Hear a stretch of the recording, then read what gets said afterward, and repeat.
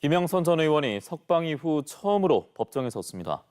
명태균 게이트를 폭로한 회계 책임자 강혜경 씨와 다툼을 벌이고 있는 정치자금법 위반 혐의 등에 대한 재판인데요.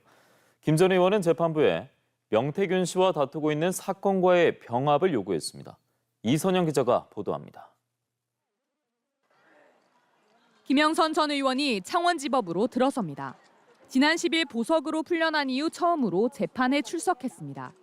2022년 창원시 의창구 국회의원 보궐선거 당시 선거비용 회계 처리 과정에서 발견된 정치자금법 위반 혐의 등에 대한 재판입니다.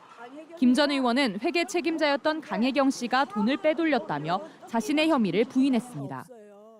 강혜경이가 선거법과 정치자금법 위반에 있어서 대한민국의 역사상 있을 수 없는 행위들을 한 거예요. 한 4억 원 뜯기고 기소당하고 구금되고.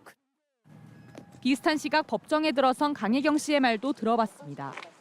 그 공천 대가의 돈을 이제 지급을 하는 그 과정에서 있었던 일이라 어쩔 수 없는 그런 상황이었습니다. 김 전 의원은 명태균 씨와 다툼을 벌이는 정치자금법 위반 사건을 포함해 모두 3건의 재판을 받고 있습니다. 이 때문에 재판부에 그리고 기자들에게도 여러 차례 사건 병합을 호소했습니다. 네, 쪼개기의 순차적 기소를 통해서 저희 전부 방어권을 너무나 억압을 하고 있으니까 병합을 해달라. 하지만 재판부는 사건 병합 요청을 받아들이지 않았습니다. 한편 강 씨 측은 검찰 수사에 문제를 제기했습니다. 윤석열 전 대통령을 비롯한 유력 정치인들의 비위엔 눈을 감고 공익 제보자에 대해 되레 먼지 털기를 하고 있다는 겁니다. 홍준표 후보와 관련된 매우 중요한 자료에 대해서 검찰은 비밀번호가 걸려 있어서 풀지 못한다면서 현장에서 강혜경 씨에게 비밀번호 해제에 대해 협조를 요청한 적이 있습니다.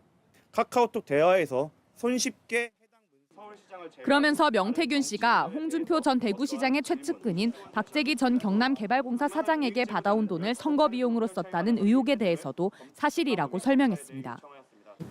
박재기 씨한테서 빌려왔던 돈 본인 선거 자금으로 썼다라고 분명히 말씀드렸습니다. 처음에 5천만 원은 현금이고 뒤에 5천만 원은 수표로 받았습니다. 이날 재판에는 김영선 전 의원으로부터 창원 국가산단 예정지 관련 정보를 듣고 부동산을 사들인 혐의를 받는 김 전 의원 동생 2명도 법정에 섰지만 공소 내용에 대한 입장을 밝히지 않았습니다. 김 전 의원 등에 대한 다음 공판은 다음 달 29일에 열릴 예정입니다. MBC 뉴스 이선영입니다.